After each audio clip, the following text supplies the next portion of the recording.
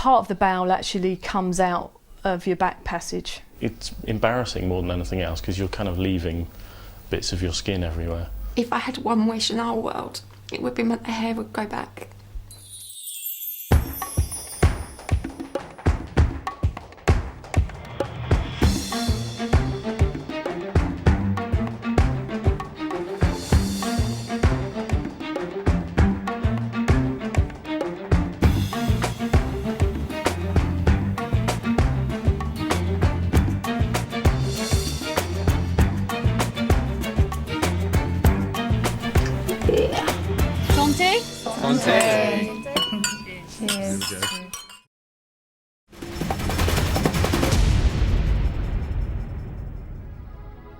A detox retreat in the French Alps is giving 7 sufferers of embarrassing and life-limiting health problems unique access to holistic and naturopathic treatments. Hold both nostrils. 2, 3. They're following a fortnight's regime designed to help remove toxins from their bodies. Toxins Director Amanda and her team of therapists believe are contributing to their conditions. When the system becomes overly congested, there can be a state called auto-intoxication, whereby toxins, rather than being eliminated from the body, are simply being moved around from system to system. And that depletes the body, it makes people feel tired, it allows for the build-up of chronic conditions. So really, in order to offload that and help the body begin to regenerate itself and heal, you need to help the body clear itself out and then deal with the situation in hand. Their surroundings here might be picturesque, but detoxing is no picnic, literally. It's their 5th day at a luxury alpine spa, and now the patients are 2 days into a whole week without food. Instead, ingesting only nutrient-supplemented juices and broth. And daily skin brushing is also part of the regime. Because you can get like pockets of toxins in certain areas of your body. I guess it's just helping to release those. Got to go up. That's the direction of it, at least that's what I know from my work. A yoga teacher and massage therapist, 31-year-old Clare's no stranger to alternative therapy. But even so, she's been unable to conquer her health problems. Extreme period pain can lay her low for 1 week in the month, but for a further 2 weeks within each cycle, Clare struggles to combat merciless, severe premenstrual syndrome, where she suffers wild swings in both energy and mood. You don't want a tense massage therapist, you don't want a tense yoga teacher. You're supposed to be relaxing these people and giving something to them. And so you end up projecting an image, you end up trying to sort of act your way through the day when you feel like that. And then you come home and it's all got too much and you just go, you know. And it's Clare's husband who bears the brunt of her extreme behaviour. The best thing that could happen would be that, you know, she wouldn't spend 2/3 of the month being a different person, and I would get a wife that is there for more than just 7 to 10 days in a month, you know. Clare and Chris are hoping the holistic approach will balance out her highly erratic hormones once and for all. But the experience so far has not been plain sailing.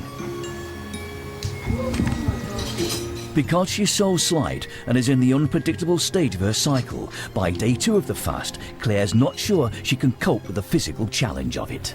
At the moment, I feel like stopping doing the detox. I feel like it's not helping me to fast like this.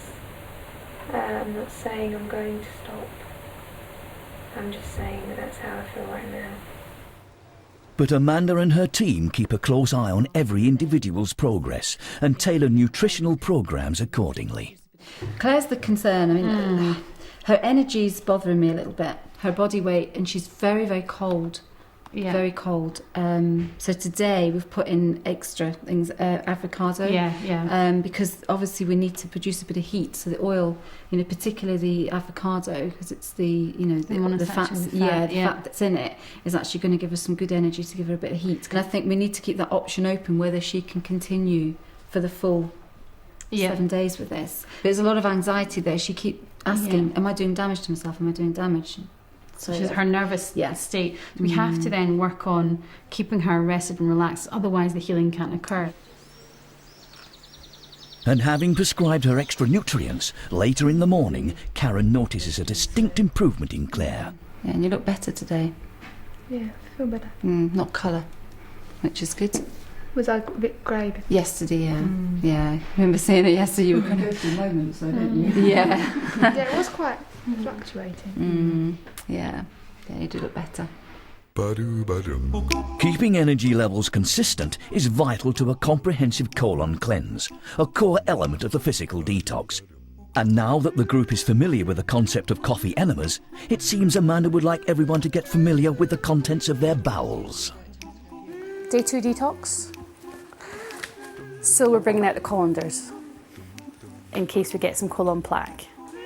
So it's not difficult to understand how this works. Where do you think this goes? In the loo, yep. The term colon plaque refers to the waste matter the therapists believe can stagnate in the bowel and impede the absorption of nutrients. And pleased to know, some rubber gloves should you want to have a bit of a investigation. I know it sounds quite gruesome, but you will actually know if you have passed a bit of colon plaque, because it will feel like a really, really, really long poo. Yeah? That's what it'll seem like. That'll seem to go on forever.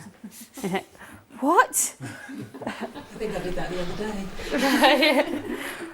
It's a life-changing experience when you meet your colon plaque. Yeah. That's where the Loch Ness Monster is. That kind of idea. A healthy colon weighs around 5 pounds, but an extremely unhealthy one can weigh up to 40 thanks to a build-up of plaque. No one here is likely to be finding a 40-pound monster, but they won't know what they've got until they're behind enema lines.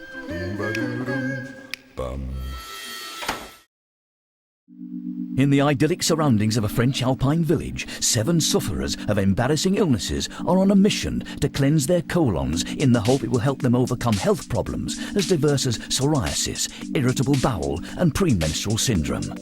Regular herb or coffee enemas are used to stimulate the liver and decongest the bowel. I don't know if I enjoy it. It still feels a little bit alien, but I'm certainly a lot more used to it than I was. It's really hard turning knobs when you're in this position. And as they have to try and hold the liquid in their colons for 15 minutes, time spent with the enema is also a chance for reflection.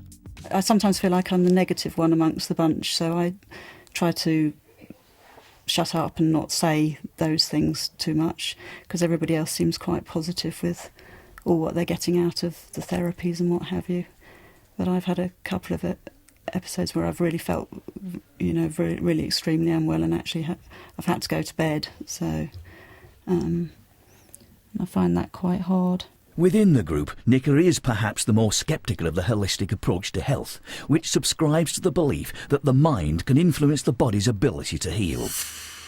The 46-year-old nurse worries no one understands the extreme pain her condition can cause. At its worst, I would have pains in my pelvic area, also pains up inside, like somebody's sticking a hot poker up you, basically. Not pleasant. For nearly 6 years, Nicola's been at the mercy of bouts of interstitial cystitis, a chronic inflammation of the bladder wall. Severe cases can mean going to the loo up to 60 times in one day. She's been told by the conventional medical profession that there's no cure for IC, but Nicola believes she can manage her pain by severely restricting her diet. I stick to rice, chicken and peas. That calms it down. We've got to change that for the future. Yes. We have got to change that. Yeah. The therapists believe such limited nutritional intake will be clogging, not nourishing her body or immune system. I think I might need to go quite soon now. And regular enemas help expunge any unhealthy build-up in the bowel. Yeah, I can feel it coming down. I think you better go. And today, it's not enough just to simply do an enema. Gosh, okay. Have you ever looked No, through I it? haven't yet. Oh, I might get your gloves on. Instead of flushing the loo, with the help of a colander, they've been asked to inspect their poo. Absolutely glad to get that out. There's bits in it though. Oh, it's sweet corn. When you first meet your colon plaque, it is a life-changing experience. You think, I don't want to have food that's going to do that to me. I don't want a lifestyle that's going to clog me up with toxic waste. I mean, it's a very obvious conclusion to draw, but it's an experiential learning. It's only something that you do when you actually realise this is what the impact has been on your body. colon plaque. That's what's bunging up my insides. So if nothing else, at least I'm getting rid of that. It's disgusting, isn't it? But yeah, there's a bit more there, isn't it? Ooh, yeah, it's quite a lot really. Yuck. Yeah, I suppose I'm quite pleased about it because that's the idea of cleaning your colon, isn't it? So even if I achieve nothing else, at least I've got a nice clean bowel. Her less than optimistic attitude is a challenge for the detox team, but a clearing of the bowels can sometimes lead to a shift in outlook. So enema is a good time for mind detox therapist Sandy to tackle Nicola on her mindset issues. As at the spa, they believe state of mind can affect state of health. Yeah. So when it comes to us being able to help you heal, what do you at the moment think is possible? I don't know. I just don't know, really. I mean, I sort of think I was hoping for some miracle cure. Well, that's possible. It's just. So, are you open to the possibility? I think I'm open to. I'm saying that because it's just that I've had a couple of really rough days since I've been here, which I do attribute to stress of being in this situation. Yes, being with. Meeting a group of people I didn't know and all what kind of goes with that. And also my diet during the first couple of days I was here. But I do believe I can get better because I have been. Right. Great, that's what I'm listening for. That's what I wanted to hear. Good. I mean, you've probably gathered by now that my belief is that the mind and body are connected. And that by changing things in the mind, we can change things in the body, and vice versa. And if it's okay with you, I'd like to work with you to see, just like, detectives, to find out whether there could be anything in the mind. When I say mind, I mean thoughts and emotions and memories and all that sort of stuff. Anything in that realm that could be either causing it, linked to it, or anything really, just anything that we can do to help you, we're going to do. So would it be alright if we were to maybe explore and see if there is any emotion there to clear? May I go to the loo first? I think that's perfect time. So you want to, just when you're ready, come back. While Nicola's mental beliefs are being investigated by Sandy, fellow detoxer Juliet is meeting a new addition to the alternative health arsenal. Hi, Juliet. How you doing? I'm fine, thank you. Heath is one of our body therapists who's going to help work on posture and structure and balance within the body.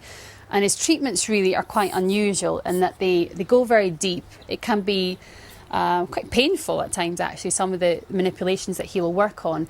But the results are immediate, and that somebody will walk out of a session feeling like they're taller or feeling like their posture's back. And he can literally change the way somebody walks in one session.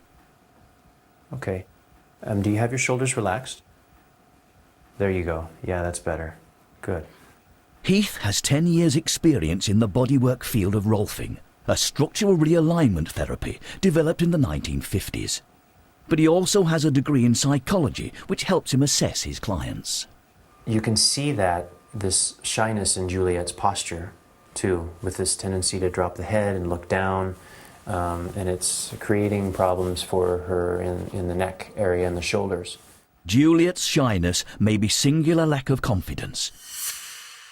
For 7 years, her self-esteem's been under siege thanks to persistent attacks of adult acne. If a woman has one spot on her face, she's conscious of it.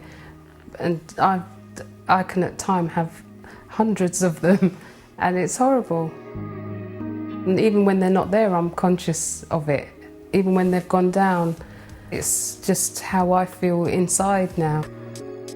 Antibiotics can reduce the inflammation, but makeup can't hide the psychological scars. And it's in Juliet's psyche that another serious issue emerged at the spa. Everybody that knows me knows I have an issue about everything being dirty. The mental stress of her cleanliness obsession will be creating tension in Juliet's body and impacting on its ability to heal. So the hope is that some bodywork will help. That's it. Is that pressure okay?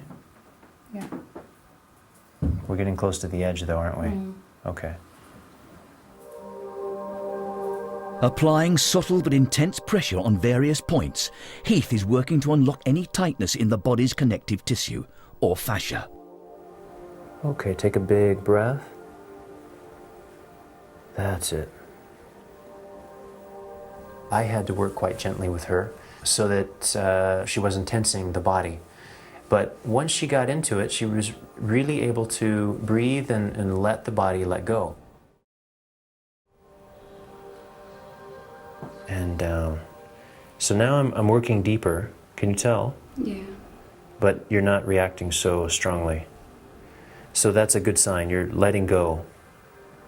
And while Heath is trying to readjust Juliet physically, Sandy has begun the search for any potential psychological adjustments in relation to Nicola's bladder problems. I have to ask, because it seems, an obvious question, but, you never know. Was there ever a time when you were younger and you did actually have a problem with your bladder, you peed yourself accidentally, or you couldn't go to the toilet when you needed to, or... Actually, yeah, no, you've just triggered that. Yeah, because at school, we weren't allowed to go to the loo after lights out. And I used to want to. After lights out? After lights out. Is this the boarding school? Yeah. Okay. And I would sneak up the corridor, but you'd hope you didn't get caught. So, yeah. That's quite strange, that. Did you ever get caught? Yeah. What happened? Just got shouted at and sent back to bed, but, And were you okay at being shouted at? Or was no, that ever... because I was quite a sensitive child. I didn't like it. And I must admit that if... I'd go to bed and I'd be thinking about it then, so it would kind of almost make me want to go to the loo then, yeah. And that's still happening? Yeah, maybe, yeah. Is there anything else you think would be useful to add at this point? Not that I can think of. Is it making sense? Yeah, it does, in a peculiar sort of way, yes. Yeah. I don't know what you think about this. We could continue, or I kind of think it might be nice just to stop there. Right. For now. Mm-hmm. And kind of let it percolate a little bit. Mm-hmm. If Nicola has time to consider the potential link Sandy's unearthed between her cystitis and her strict school days, she might yet be convinced of the mind-body connection. And in Heath's treatment room, Juliet seems to have responded well to her Rolfing session. It definitely feels better. It feels easier to find your balance. Uh-huh. Do you feel like you're trying to hold yourself up anywhere? Or do you feel pretty relaxed there? I feel quite relaxed. Okay, good. And you know what else is happening? Your neck is looking longer. That's very nice. And you have the appearance of being more confident in this position. You're more relaxed, you're looking better, and I mean, you look great in this position.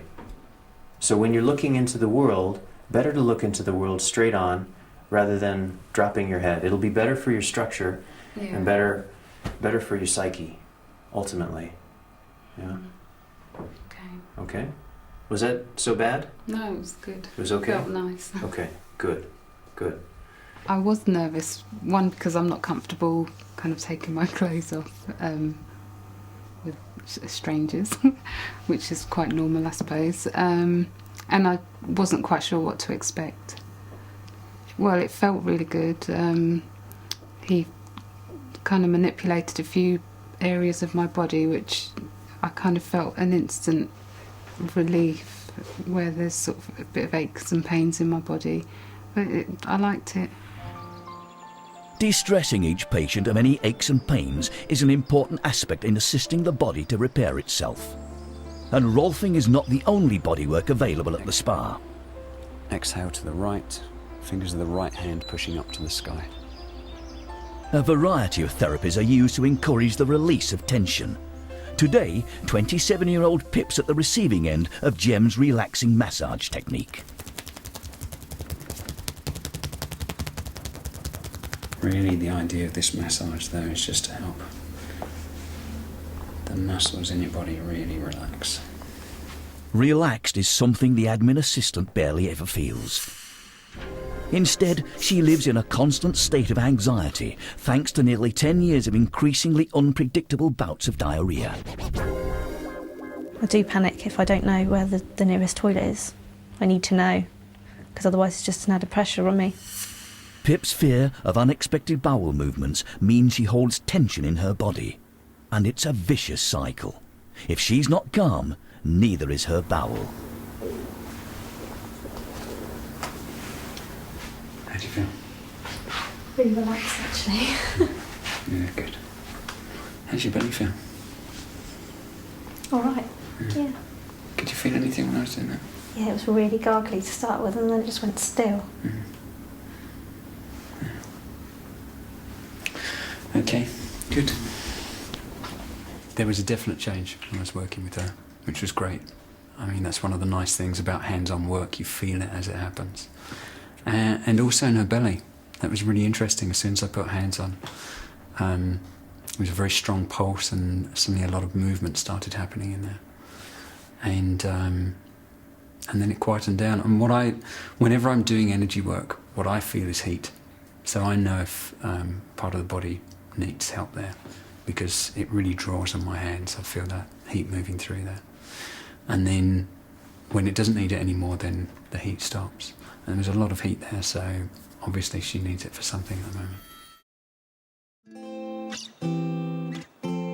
In a tranquil alpine setting in the French village of Léger, a group of Brits whose lives have been blighted by embarrassing illnesses are hoping a naturopathic detox will help where conventional medicine has so far failed. They're getting back to nature and potentially back to happier, healthier selves. So today we're really blessed because we've got this stunning view. At the spa, even the exercise is alternative. Part of the process of Qigong is connecting with nature. And the ancient Chinese practice is also used to help the detoxers get in touch with their own physical and mental energy and harness it for their healing. Exhale, bending forward at the hips, arms dropping down in front of you. Because the approach here is holistic, the focus is on not just the body, but also the mind and spirit. And Detox Director Amanda and her team keep a close eye on everyone's progress. Juliet, I think she's one of our most challenging clients in many ways, in that she's taken longer to sort of open up than others, but she's getting there. This cleanliness thing, she has a belief that it will take a long time to heal. Does she? Yeah, that I think is going to be really critical to her success. Inhaling. Nicola, we've kept her on a slightly different programme, and she has got quite a complicated case in terms of the layers of the condition. But well, half of my session with her was just getting her to a point where she agreed that it was possible that we could that she could heal, because which is a huge step forward, which is crazy actually for someone to come here and not actually believe it's possible to heal. But yeah. Inhaling. Will, like you say, I think is doing really well. Exhaling. I will be happy once I've seen some emotion from him. We're not here to create problems, we're here to resolve them. Yeah. But I really feel that is a thing for him, is to be able to show his emotions and be able to communicate his true voice and true self. Yeah, I think he wants to. Yeah, I think his desire is really strong actually. When this starts to flow for you, feels really easy, you find it can be incredibly relaxing. Kathy, I personally want to see her without her wig on. I want to see her feeling more safe in the environment that she's in and able to do that. Every patient takes the healing journey at their own pace, and the therapists only push when they deem it absolutely necessary. But today, it seems that Kathy, for one, is taking tentative steps in the direction the detox team would like, as she's requested an Indian head massage with Gem. It's mostly for relaxation and enjoyment. It's really nice to have your head massaged, and it's very nurturing. And there's also quite a few acupressure points that get stimulated through it as well. So I think it's going to be really useful for you. I mean, I particularly wanted it because nobody ever touches my head. Right, So okay. For 15 years, Kathy's hidden the embarrassment of extreme hair loss with the help of a selection of carefully maintained wigs and regular tattoos to define her eyebrows and eyeline. But she's also been trying to hide another physical defect all her life. A congenital circulatory disorder known as Klippel-Trenaunay syndrome means Kathy's right leg and some of her right fingers are deformed. How did other people react to that when you were When I was a little kid, it was like fat fingers. Really? Although she knows the detox won't affect her leg and hand, Kathy's desperate hope is that it will help restore some hair and some confidence so she can do the things that normal women do. That's the one thing I miss the most, is going to the hairdressers and having my hair washed and sort of, you know, your head massaged and cut, and that's just such a lovely feeling. And I just can't remember the last time that happened. At least 1,000 years old, the practice of Indian head massage actually gave rise to the word shampoo. It derives from the Hindi word shampi. Being shampied meant having your head massaged. Head massage is an increasingly popular relaxation technique, but it's also believed to help with scalp and hair problems by improving blood circulation and lymphatic flow.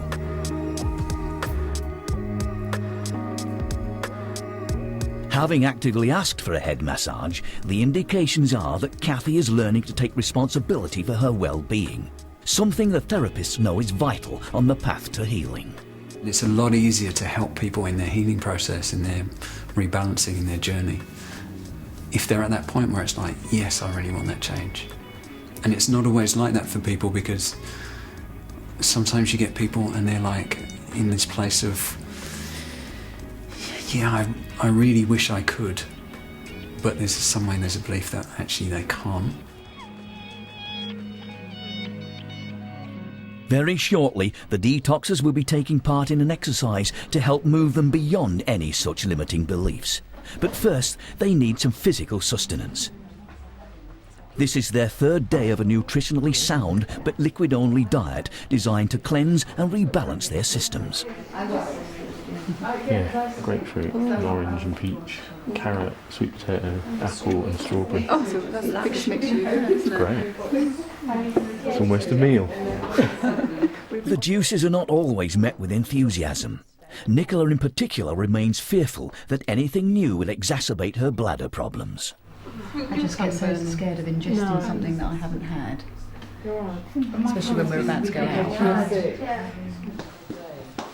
And as the group venture into the spiritual wilderness, the nutrition team compare notes on Nicola. She's starting to rebel a bit against her juices because we're not putting pear in every single one, which means she has to have just vegetables sometimes because of her condition, which we just had to be forceful with because she has to have it. She has to follow and she has to trust us a little bit. Yeah, but we need her to have that liver detox. Yeah, because we talked about the IC and toxic colon and absolutely toxicity with it. So yeah, I think the fact that she's starting to feel benefits will mean she'll start to go with the flow a bit more. But it's also in her nature, I think, just to be very precise. So. Yeah. If she continues to let her fears rule her life, Nicola could be hampering her chances of getting better. But at the spa, the approach is not purely nutritional. The mind and the spirit get as much attention as the body. And it's the spirit that will be the focus of this afternoon's outing. Spiritual detox therapist Natalia has 20 years' experience in the field of holistic healing and regularly uses American Indian rituals as a therapeutic tool. Today, she's brought the detoxers to a tranquil alpine valley for one such ritual, which she hopes will enable them to access inner power. Okay guys, so I better let you know why you're here and why you're going to spend the next couple of hours with me in the wilderness. I'm going to take you through an experience called a vision quest. And what that means, it's an American Indian term for looking for your vision. And how they normally practice it, which I think you're so in the mood, is you spend 3 days fasting and then you go off on your own and they would communicate with their, you could say, higher self, their God, their spirit, the spirit of place. And because I'm an advocate for self-healing, I feel it's very important for you to understand your own power, your own purpose, and what you're like to be able to heal that. We often always think that we need someone else to support that, and we always have the answers inside ourselves. So first of all, you're going to find your place within the woodland and you're going to sit quietly. Natalia would like each individual to picture themselves first at their weakest and worst. And imagine yourself looking at a mirror image of you in your complete pain and suffering. And you've all touched on it this week, so I'm sure it won't be hard to bring it up. And then to create a vision of themselves at their strongest and best. And you're going to visualise yourself imagining that these two aspects of you melt together. And then ask yourself, what do you see when these two come together? Which is the stronger? Because what you'll find as you draw your positive, it will start to heal the pain. Because I know most of us don't want to stay in that state. The vision quest was scheduled at this point because a few days into detox is traditionally when, as the liver starts to release stored toxins, suppressed emotions can be quick to surface. So rather than kind of fight with these emotions, like is sometimes the case, what I've decided is let them sort it out themselves. And again, it's part of that step in helping them empower themselves and realise that it's actually them that do the healing, not us. So by letting them have a couple of hours on their own, up a mountainside, it's quite a powerful process if they go with it. If they don't, they'll just stay in the fear and the drama. If they actually go with it, they can have an amazing time. Good sign, look at a butterfly. So that's a very good sign. That means you will emerge from this experience feeling much lighter and much wiser. As holistic health practitioners, the team of therapists don't believe that healing can come purely from better nutritional balance. So whether they suffer from psoriasis or PMS, extreme hair loss or chronic constipation, learning to look inward for answers rather than outward is an important step on the path to a cure. This is based on a therapy that I use when people have come halfway through a retreat where they need to have some time on their own to contemplate their journey and how they feel about their life. And often we need a quiet space to do this, and I think nature is the most powerful place that you can go to be able to connect with yourself. And it seems most are embracing the opportunity to commune with nature and potentially their inner selves.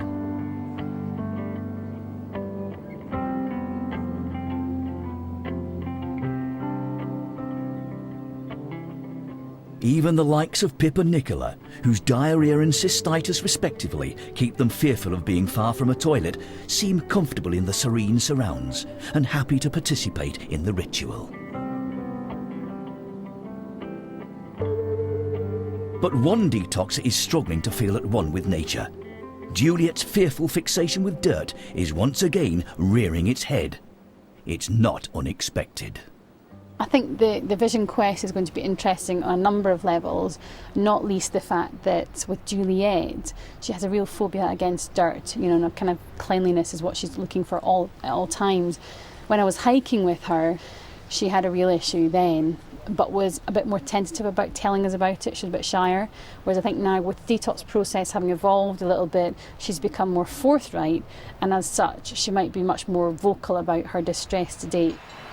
I can't do outside. I can hear bugs, I know, I can see them crawling around, and I just don't want to be out here.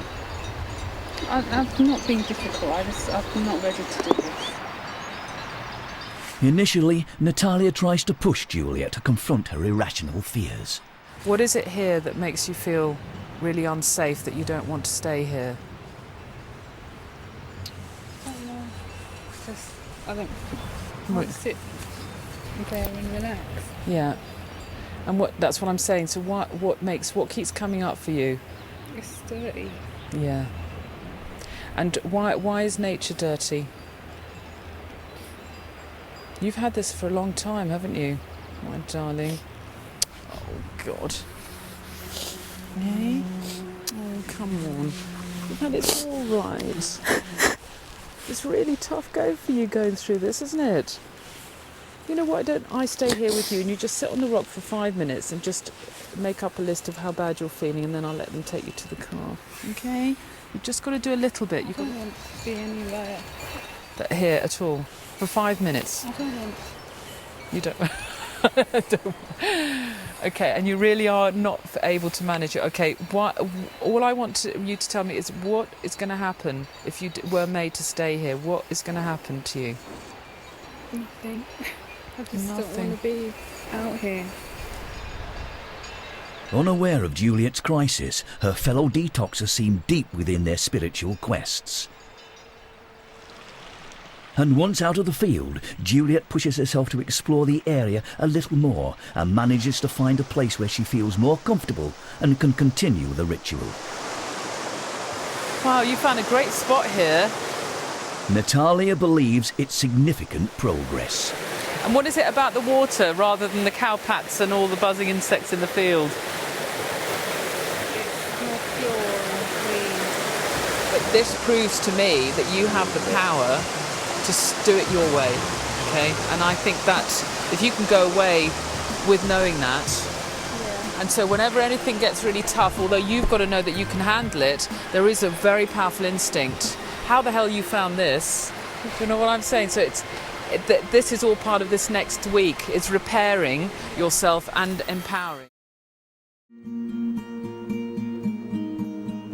When they signed up for a 2-week alternative detox retreat in the French Alps, 7 Brits put themselves in the hands of a team of global experts in holistic health. But today, they're learning how to help themselves and each other.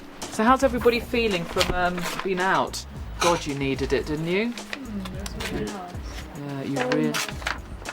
It's nourishing. That's a nice word.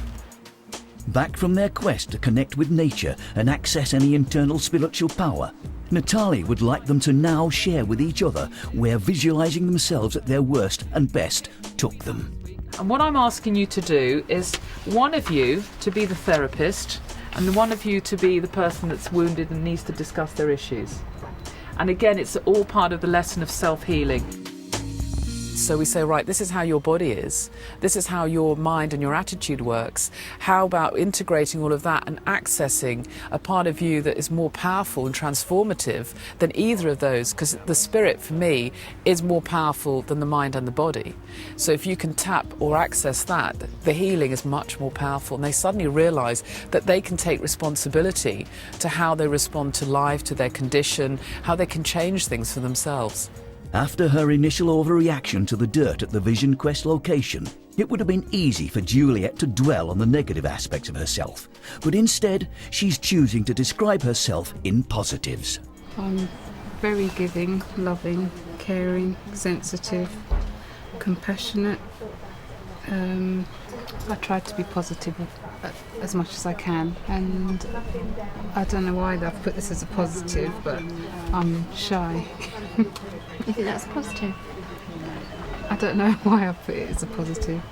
Do you mean that you're not an aggressive person? Do you know what I mean? Are you trying to say, well, I'm not aggressive, so because I'm shy, I'm... Is that what you... Do you know what I mean? Yeah. A gentle person. Yeah. Yeah. See, I would say you're a gentle person, not a shy person. That's a good word to sum her up, I don't think you're shy. You seem to be able to focus quite well up on with your brain and with your knowledge. You seem to be able to focus quite well. I'm an analyser. Yeah. I'll go to that area first to figure it out, look for a reason, look for a cause, trying to work it out all the time, and you just need to let go of that, don't you? It's because it imbalances you, I think, doesn't it? You just so sometimes you need a mirror, don't you? And I think this is probably the best technique of mirroring yourself without someone else doing it for you, and that's probably what I needed, another tool for me to be able to do it for myself. Yeah. I went on to write about my dad leaving, something that I've picked up on that concerned me, which I didn't realise until I was here, was the fact of losing my home. Your life is your home, isn't it? Because you spend such a lot of time in there. Yeah. A senior community nurse, Kathy's natural empathy is evident in the way she offers understanding to Pip and Juliet. And at the other end of the table, it's now Nicola's turn to share with Clare where the quest took her in terms of self-perception. I'm a miserable old cow, I've written down here. I'm friendly. I feel self-pity. I feel sorry for myself. And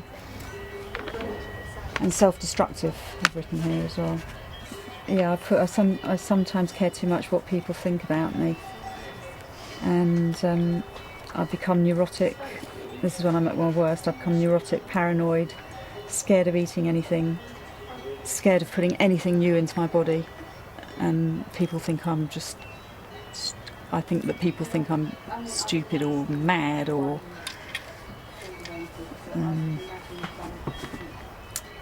which I feel. I don't think I've ever thought you were stupid or mad. I'm obsessed.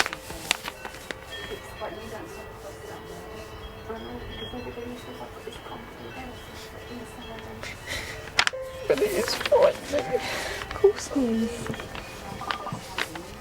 Like Nicola, Kathy finds it difficult to focus on anything other than the negative, denying herself the very support and compassion she so easily offers others. You know, it said visualise yourself when you're at your worst or when you're poorly. Well, for me it's...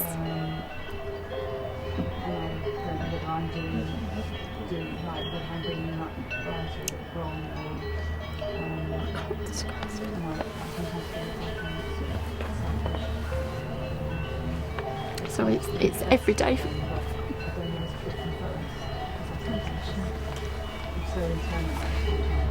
I feel really ugly, fat, moody, irritable, fed up, naggy, no hair, no eyebrows, depressed, tired, no eyelashes. And that's how I see myself when I look in the mirror. Well, in fact, I don't really look in the mirror. So, in fact, I can see myself in your sunglasses and I hate it. You know what people remember the most about people? It's not so much the way they look, they remember them how they are. You know what I mean? Like if you met somebody that you thought, oh God, that guy's gorgeous, and then he had a crap personality, you wouldn't see that gorgeousness anymore. You would just see that crap personality and think, God, I can't stand him. And your personality comes out more than anything, and with or without your wig or your hair, I'll see you as the person you are. Do you know what I mean? That's just how I see you. The therapists know that if each of the detoxers can learn to nurture and support themselves with the same compassion and understanding they so easily offer each other, they'll finally be able to make huge strides on their healing journey, from embarrassing illness to a life of health and vitality.